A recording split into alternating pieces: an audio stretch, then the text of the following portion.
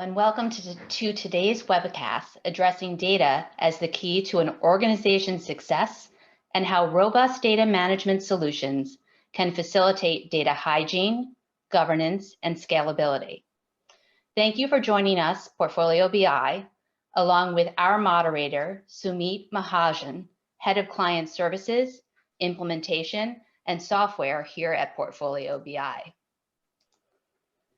Our subject matter experts, Philip Wigington, CTO of Vulcan Value Partners, Thomas Barbieri, CTO of Musenich and Company, and Chris Blockley, CIO here at Portfolio BI.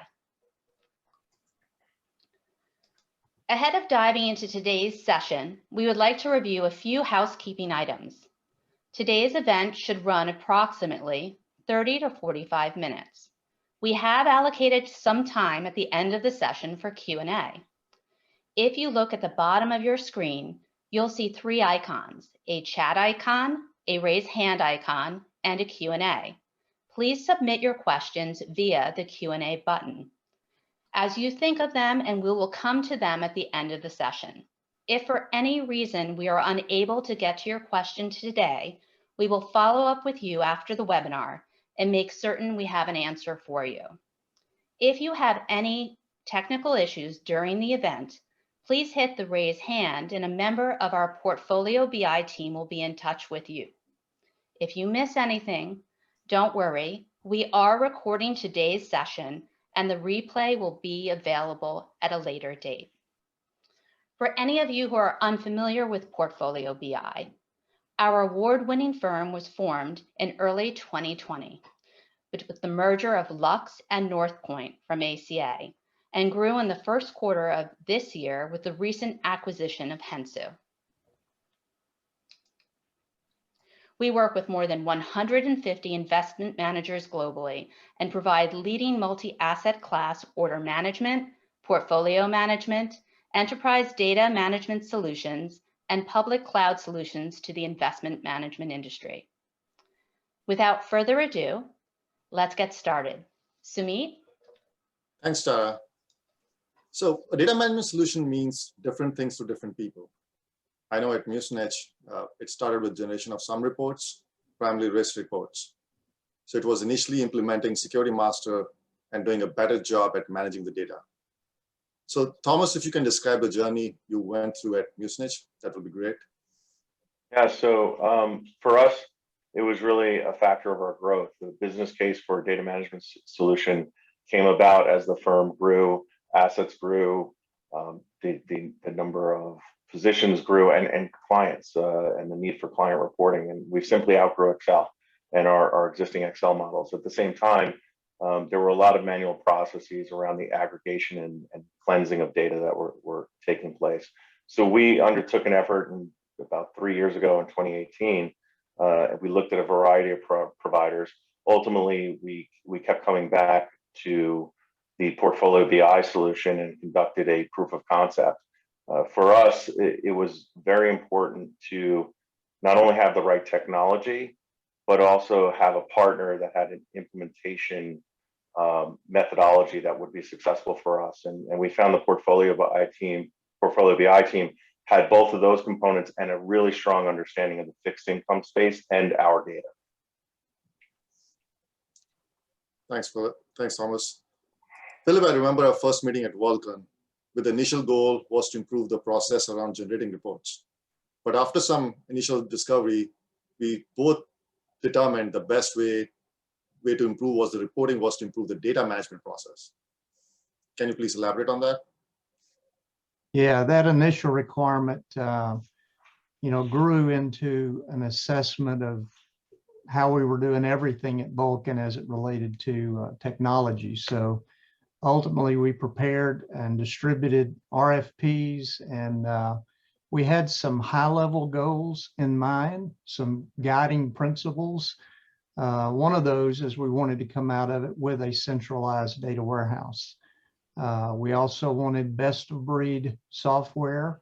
We wanted to outsource to a managed service capability as much as we could, as much as made sense.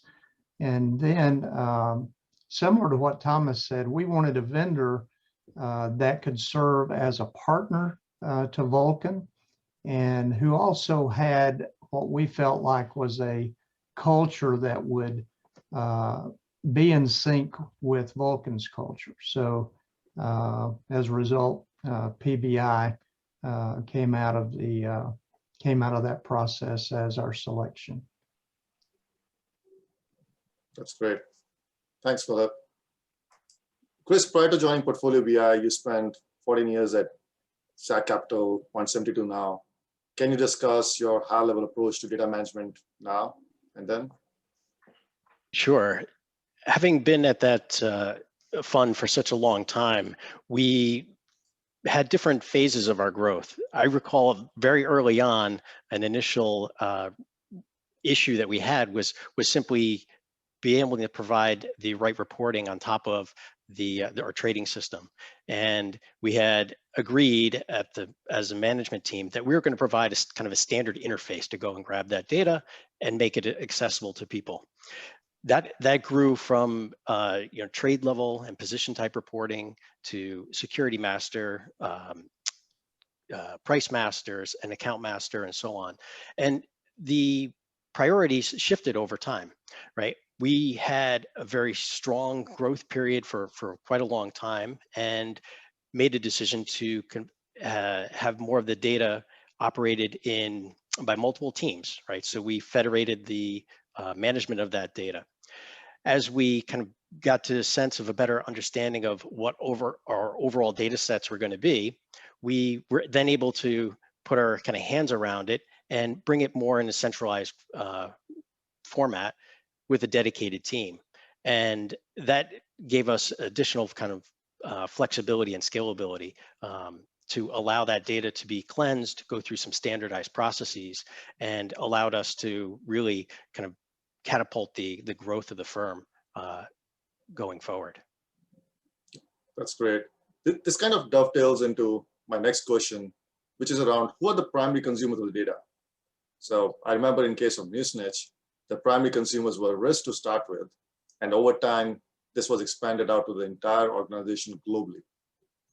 Thomas, can you speak about the data consumers in your firm? Yeah, so we started with our risk group because they were maintaining the existing models, and they were also responsible for integrating data from our providers.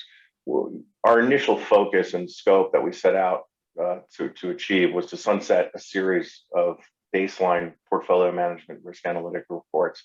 And what we did is we wanted to really firm up that foundational data model and ensure that we had good ETL processes. So we focused initially on risk, and after we completed that, business case, we moved over to developing a performance engine, and that was really to calculate daily, monthly performance with our fund accounting team. We backfilled in our historical performance data, validated that, and that was where we kind of we hit a baseline, and we felt that we had achieved standardizing most of what was needed throughout the firm. So after we had the performance engine completed, and then after we had achieved the risk requirements, which was really around the security master, the position level data, we were able to push out the solution to the other consumers, marketing, senior management, for investor reporting, et cetera. That's great. Like always, obviously having the base data constructs and data structures is key for the stronger end-line reporting. So on that note, how do you maintain a strong data hygiene? Who manages the data? Typically different firms do things differently.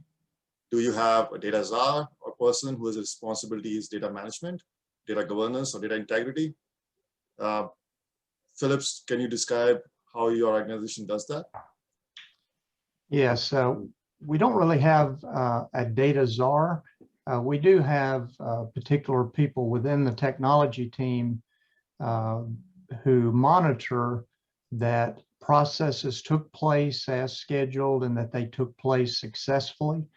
But then as far as the data itself, the quality of the data, we have people that would serve like a data steward in each of the various business units. So based on the data category, our portfolio accounting team, for instance, would ensure that performance data coming out of the system is accurate, where we might have our client service team might be monitoring cash flows so that any large flows in and out might be monitored by them, because they would want to know if particular clients were moving large amounts of money in and out of the fund.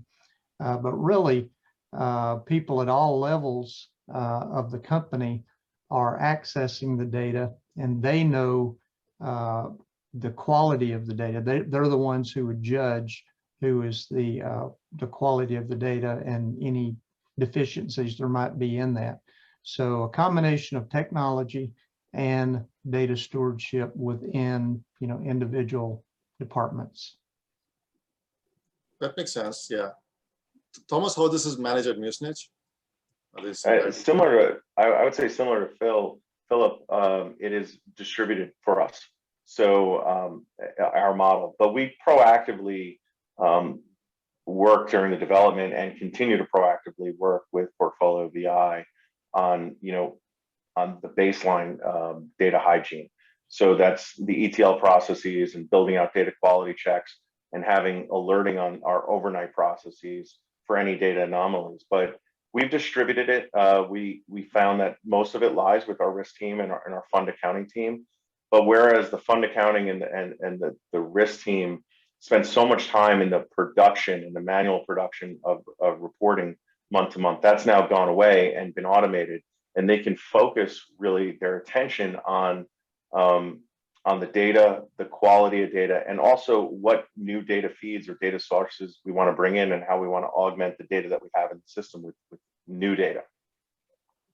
That's great. So team is basically taking a step further, which they were not able to do prior to the automation and technology in place. It's more analysis of data than production of reporting. That's awesome. Chris, can you talk about how some of other Portfolio BI clients look at this? Yeah, so what I'm hearing here from Thomas and Philip is similar to what we have at other clients as well, right? The strong partnership is really required between the business and the technologists. I've seen historically that the technology team is kind of weighed on to understand the flows, right? Because we're usually the ones developing the linkage between the systems, and that's an important part of the process when somebody on the business side is making a change, wanting to understand, where does that data flow? How long does it take? What is the impact if something is delayed on the input side? So that strong partnership is important, and one of the things that we that we always advocate for are the data dictionaries and that documentation to show that flow of data throughout the systems. Yep, that's definitely the key to data, and how to triage and manage that over the process is what makes that collaboration a success. Thanks, Chris.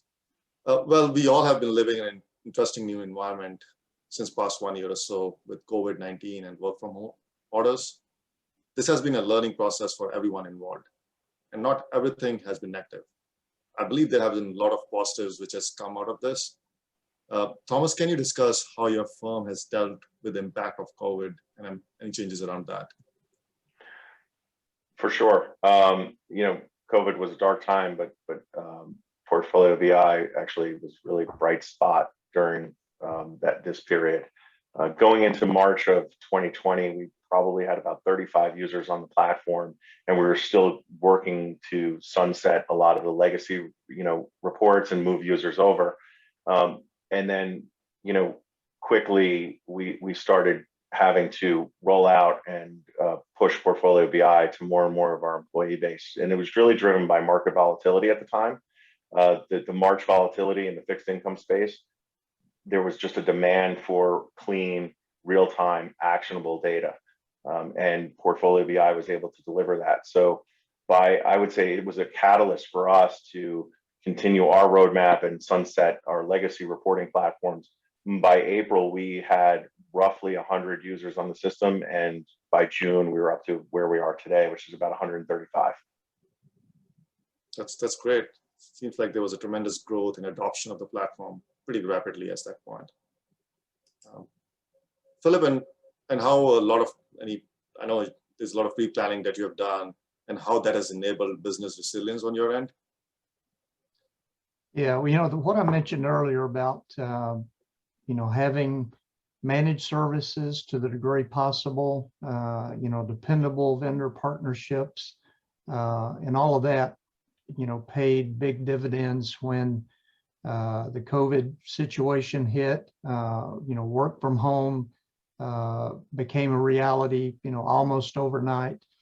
And prior to COVID, there may have been pockets of resistance to technology within the company, but once COVID hit, that helped us to get over any obstacles there might have been to adoption of software. And just the fact that we had all the systems in place, all the monitoring, all of the data that is needed to continue business as usual to the degree that we could, it just paid tremendous dividends. And questions about whether or not the investments in technology were worthwhile, all of those were answered.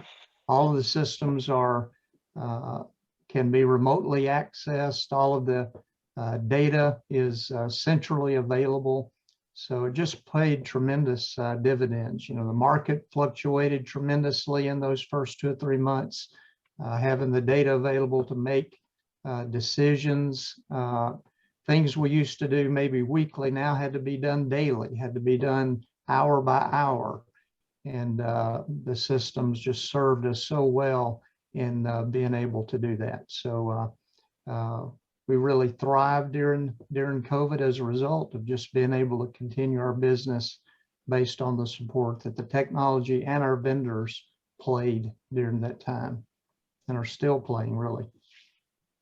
That's great. Obviously, all these times had their own challenges, but looked like this definitely helped folks like you to drive home a point and get the impact on the business quickly without being questioned at all. So that's definitely good to know.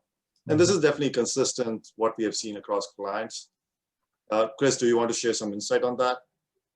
That's certainly true, and on the sales side as well, as people continue to request these types of cloud-based systems. What I've seen is really a usage profile change, right? And this is internal with our systems as people have shifted their working hours. We see the VMs and other infrastructure being used at different times than they had prior. So there's a different usage profile. We also see that with our clients, where there is a more broader usage of the systems at different hours. Now, we at Portfolio BI, we're fortunate that we have our entire infrastructure. It's all cloud-based. We're able to support the different teams. And as we grow and hire, we're bringing folks in from different regions, different countries and different regions, and can support that going forward. I think one of the things that we are sensitive to with respect specifically to COVID and pandemics is regional impact, and making sure that we are prepared to the best we can, right, to weather those types of issues, whether it be connectivity or just periodic outage for people who need to take some time for themselves and their family. That's for sure. I think as with everyone being remote and having access to data, like having that at one place and able to access the clean, pristine data and leverage for different reporting has definitely led to a lot of automation and cleansing processing around that. Now, Philip and Thomas, both of your firms have managed significant assets under management right now and have relatively small technology departments. Philip, can you talk about how you have been able to operate so lean?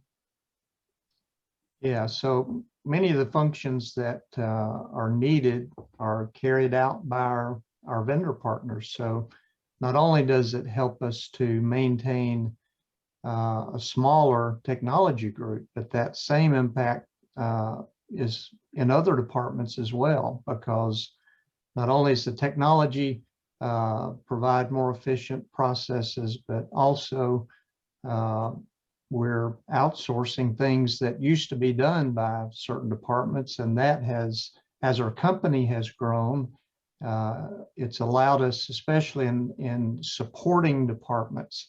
You know, we've grown employees in places like marketing and things like that, things that grow the business. But then on the operational side, which includes the technology team, we've been able to keep the growth down there because of the systems and the vendor partnerships that we have. So we consider the folks at our vendor partners like PBI to be just extensions of our team. We meet together at least once a week and talk about the things that are going on and status of projects that are coming up, because, you know, Vulcan continues to add data, continues to add different types of funds. So the data and the data flows are not static. They continue to grow as the company expands. So having those vendor partnerships and systems in place allow that to scale without having to scale employees. I think that's the key part, to be able to scale the business without scaling employees and leveraging the technology to grow that next level is obviously the important aspect there. Thomas, your thoughts on that? Yeah, no, I think very much very similar to what Philip said. Having strong vendor partners. Muzinich is global, and I would say 80% of our employee base is in Europe, spread across 9 different offices. So for us, we rely heavily on vendor partners. And in the case of, for example, with Portfolio BI, our team's very lean. We have one business analyst who kind of does a lot of project management and capturing requirements. And then we've, over time relied heavily on Portfolio BI in that proactive manner that I was mentioning earlier. It's not uncommon that I'll get up in the morning and see that we had an alert where a data provider delivered a file late, but the managed services team was able to reprocess that and keep the process going before I even had a chance to action on it. It was already resolved. So that's super powerful for us. But I think the implementation methodology that we have in place, where we have a strong team that understands our business, our assets, and our data model, we've had over the last 3 years virtually no turnover in the team. So they can take requirements and kind of run in a very agile format where we don't have to invest the resources. You can have a strong developer, but if you have to invest a lot of resources in trying to translate business requirements into technical requirements and explain the data to him, you're never going to get it right. And then that's when timelines start to get pushed. So we're able to maintain strict timelines and be very agile in our development because of having a vendor partner that understands the data and the space. Yep, definitely. That's definitely the key. I think the way I look at it is probably 3 Ps or 3 pillars, I would call them. It's people, process, and product. So combination of that sort of adds the value to everything which do in the system and the integrations around that. Cool. I think over the past couple of years, environmental, social, corporate governance known as ESG or sustainability has taken increased importance. What impact did this have on how you manage your data, the overall reporting requirements, and scalability? Thomas, do you want to talk about that? Yeah, I mean, for us, I mean, what's happening in the space is everybody's trying to jump on the sustainability bandwagon and build up their resources, whether it's on the OMS side or the providers. The data coming from the providers is not always the cleanest data. And a lot of times your backend systems aren't able to consume that data. So Portfolio BI has been critical in that process with helping us really understand the data that we're receiving from our sustainability providers, cleanse that data and make it usable, both in the Portfolio BI system, but we're also sending it back into our OMS and our analyst platforms so that they can use that data and marry it to our portfolios. Yep, makes sense. Phillips, your thoughts on the future and the ESG on those side?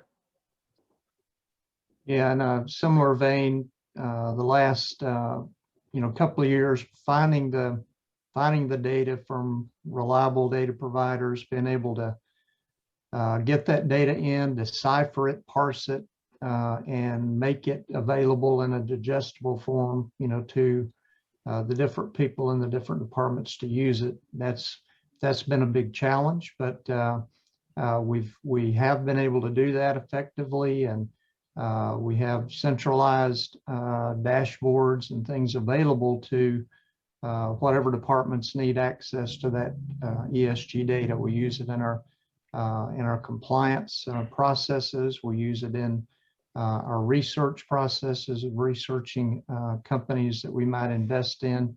So it's definitely been a big impactful area, and I'm sure it will continue to grow, as the ESG requirements expand. That's helpful. Chris, what do you see with our existing clients and prospects?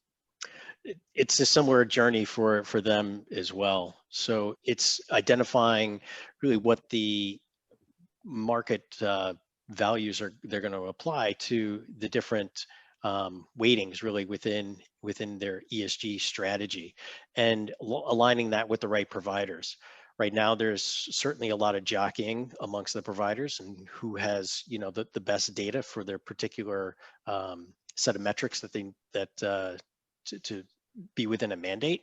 And I think that's going to continue to evolve. There's going to be continued work on before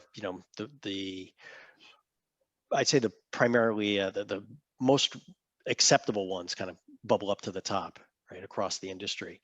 So until that time, I think there's going to be a lot of analysis required, and there's going to be shifts in the marketplace, driven by the investors who are trying to make some of their their allocations or their investments across these different ESG funds.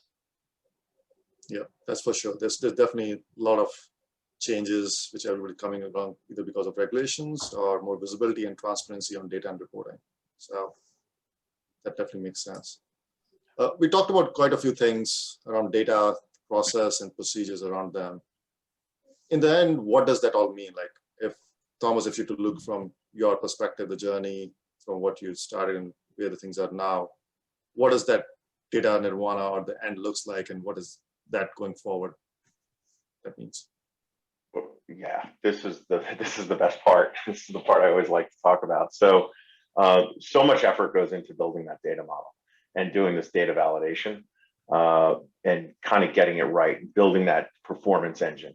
But when you realize that you have that right and you're out there and able to really just focus on the production of reporting and the automation of existing manual processes that you keep identifying within the business.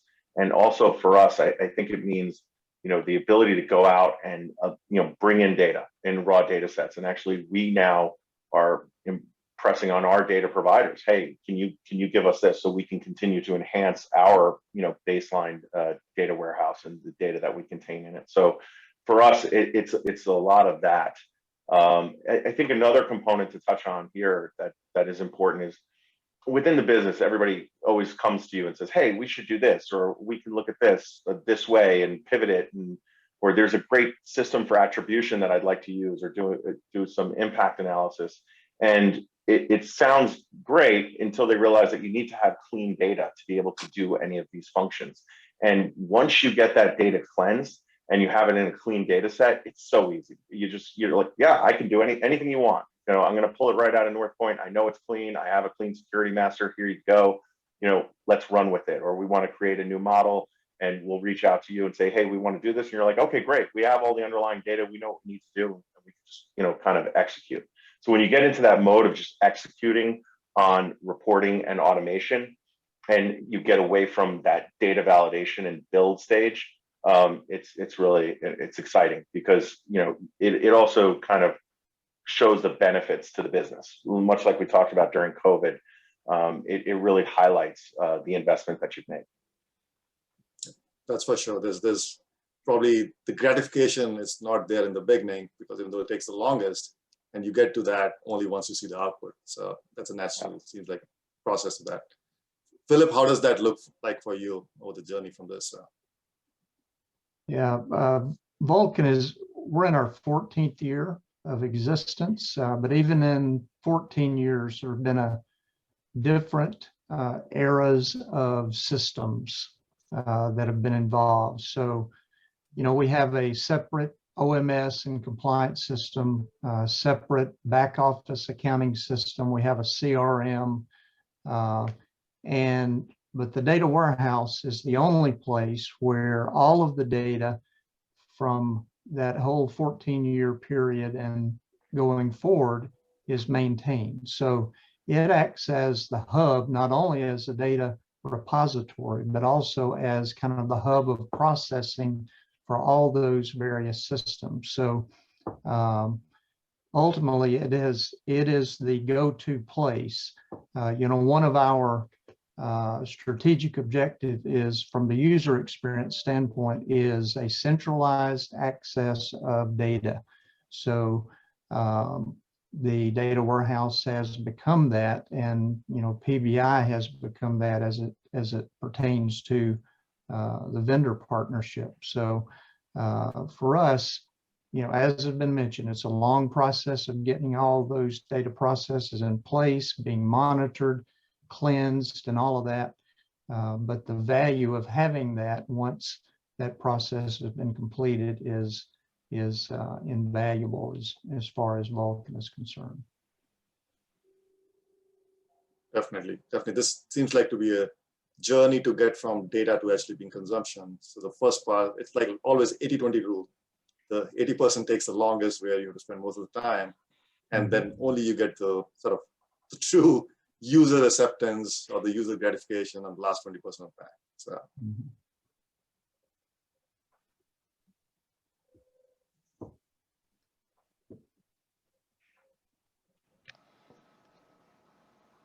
We now have open Q&A. And Sumeet, we have one question that has come in from our audience.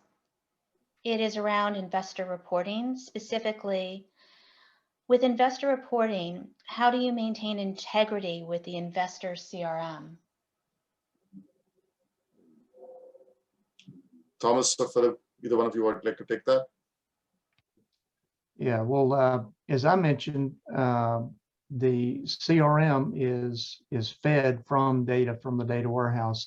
It provides that hub. So all of the cleansing of data and all of that has been done, and then it's just a matter of the CRM providing that information to the various clients, the various breakdowns by different types of funds. All of those things have already been cleansed and all that, and the CRM really becomes just one of the presentation areas that not only our own marketing team accesses the data from, but also provided to clients. Yeah, for Muzinich, again, coming out of COVID, after we showcased the system, more people came to us with business requirements and opportunities for automation.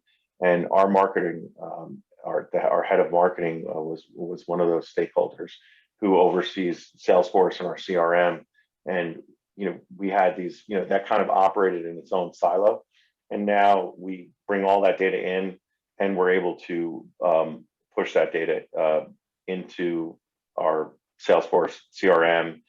We have reconciliations that are automated through APIs for that process, and it's very important that we do so, because you don't want two different data sets. And we use Portfolio BI for our AUM and flow reporting to senior management on a daily basis. So it's super important, because that's what the data that's primarily being leveraged within the CRM. It's super important that those two data sets align.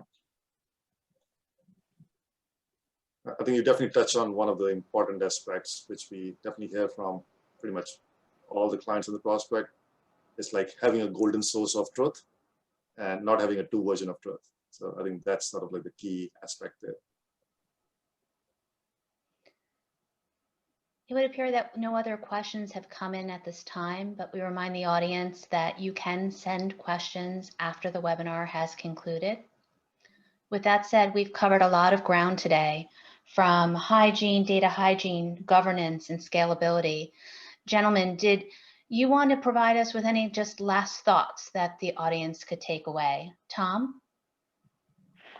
Yeah, I think that the most important thing is when you embark on this journey, you're going to have a lot of requirements. Everybody's going to want something. And I think finding a partner that it's super important to find a partner that understands the space that you're in and the underlying data, because without that, you can have great tech, but if you don't understand the data, that's key, because that's key to, kind of a successful implementation. So I would say that's very important. And then develop a roadmap that allows you to spend the time necessary to focus on building a strong, foundation, a strong security model with good quality ETL processes and data quality checks. Because once you have that hygiene, like we said, it kind of takes you to that Nirvana moment.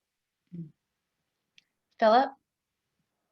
Yes, we went through a elaborate front-end process that we felt good about in terms of the RFP, the questions that the RFP asked that assisted us in evaluating who the right partner would be. Then once we whittle that down to just a couple of vendors, we asked them to actually come in and do a proof of concept that was specific to us. And that allowed us to evaluate on more of a personal level, not so much a technical level, but our people working with the vendors' people for a short-term initiative. And that kind of added the final decision-making information. Is it a vendor that will not only successfully implement the product, but that'll be there on an ongoing basis with a relationship that addresses problems as they come up, all of those things. So it's gratifying to know on the after the fact that not only did the process work and allow us to find the right vendor, but ongoing they continued to fulfill what we were looking for. Not only a good software product, but a good vendor partner. Philip, that's great insight. And Chris, did you have any closing comments that you wanted to add? Really, just to echo something that we've all touched on here, the importance on that roadmap of the partnerships between the technology teams and the business team, and really identifying those small initial wins that can start demonstrating the value of the data warehouse and your data journey. It really helps get the buy-in to continue to build throughout that process. And to you, Sumit, before we wrap up today's session. Sure. Thanks to the fellow panelists for sort of sharing their insight on the journey from, I would say, data to the information. The key from my perspective is to take the control of the data with an eye for future. You want a system that grows with you along with the organization growth. Thank you. Thank you, gentlemen, for your expertise and insights today. And thank you to everyone who joined us. Again, this event will be available as an archived, replayed webinar. Thank you very much and have a great day. Thank you. Thank you. Thank you. Thank you.